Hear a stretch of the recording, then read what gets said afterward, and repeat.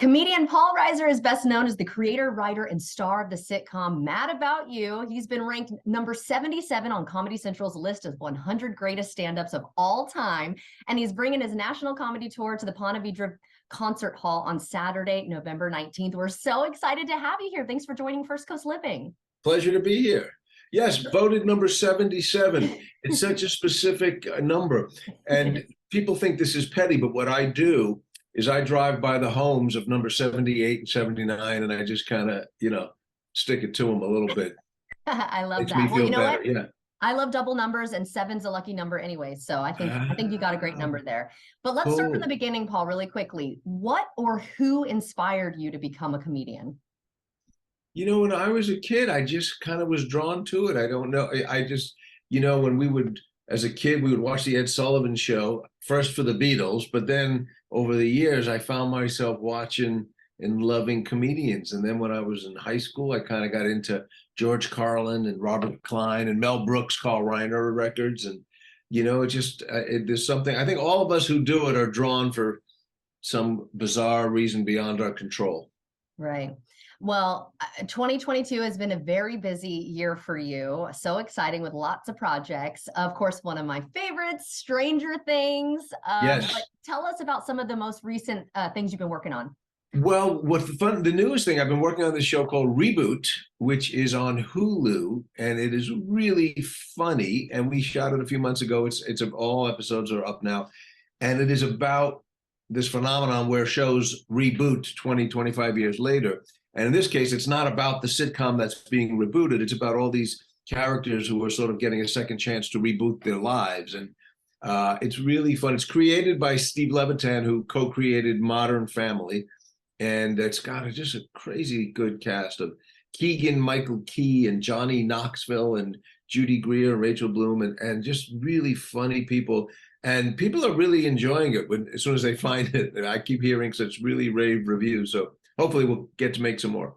Yeah. And what about the Kaminsky method? I haven't seen that yet.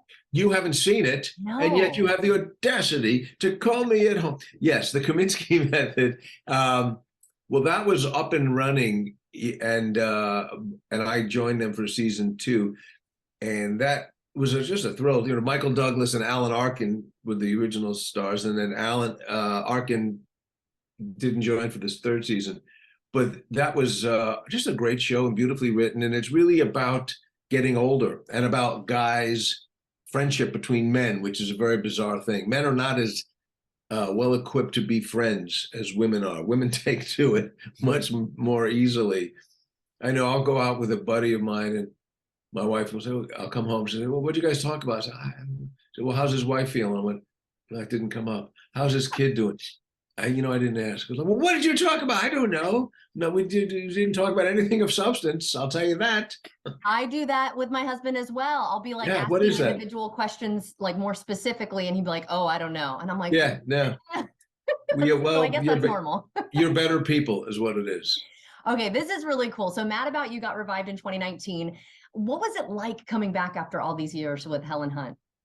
Well, it was really kind of surreal, because Helen and I had remained friends, and we were close, and we had gotten together all the time over the 20 years since the show ended in 1999. And we were both very clear that we would never, ever be tempted to come back and do a reunion or a reboot, because I don't really like reboots, even though I'm on a show called Reboot. To me, anytime you get a group together, or sometimes they'll have a show and they'll bring back the cast from 30 years ago. To me, the only purpose of that is so people at home can go, whoa, he put on a lot of weight. Whoa, she had some work done. It's like a circus. It's like a freak show. So I didn't ever want to be a part of that. But what happened was we were, excuse me, everybody was doing all these reboots. So we got approached by the studio. So Helen and I had to think about it. And we thought, well, it'd really be fun to do it once. Let's just to play together.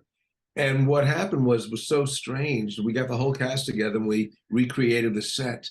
And you walk into that pretend living room that you spent 7 years in, and suddenly it was like we had not been gone maybe a weekend.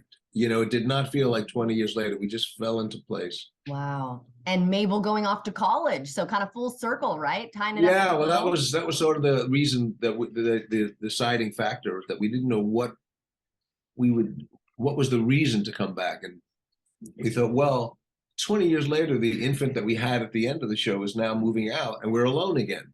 And that was always the heart of the show. What are these two people like? Two people in four walls.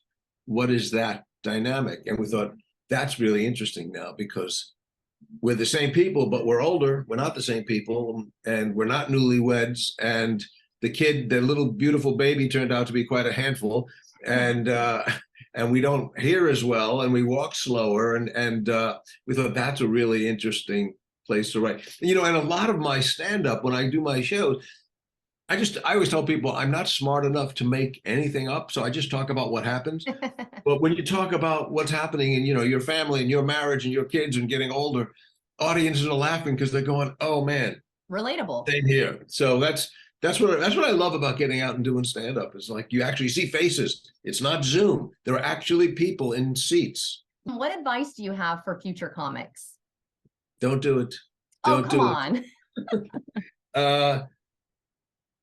It's so funny. I was talking to a comedian who's quite successful now, and he told me this story, which has really made me laugh, that when he was in college, he saw me at a club. This is in the 80s. And he came over to me and said, you know, I'm thinking of doing stand-up. What advice would you give me? And I said at the time, just do it. And when he told me that, I said, well, that's kind of flip. And he said, but it was really smart, because there is no shortcut. You know, I had taken a long time off. I didn't do stand-up for 20 years. Not really on purpose. I just kind of got busy, and then I was staying home after Mad About You.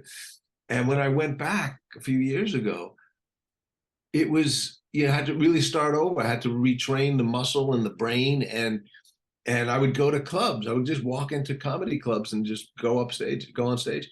And young comics would go, oh, what are you doing here? You don't need to do this. Why you must be working on an HBO special or something, or a Netflix special. No, this is, why are you doing this? I said, well, this is how you do it. You come in every night and you do it. And so, you know, I love that it changes every night. You think you got it just right, and then it's like juggling 27 different balls in the air.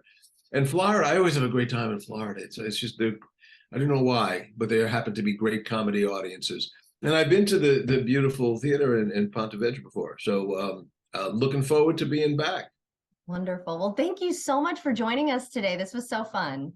Thank you. And if you come to the show, come say hello. Definitely. And all right. Happy holidays to you. Thank you. Same to you. And if you'd like to see this segment again, just head to our website at firstcoastliving.net.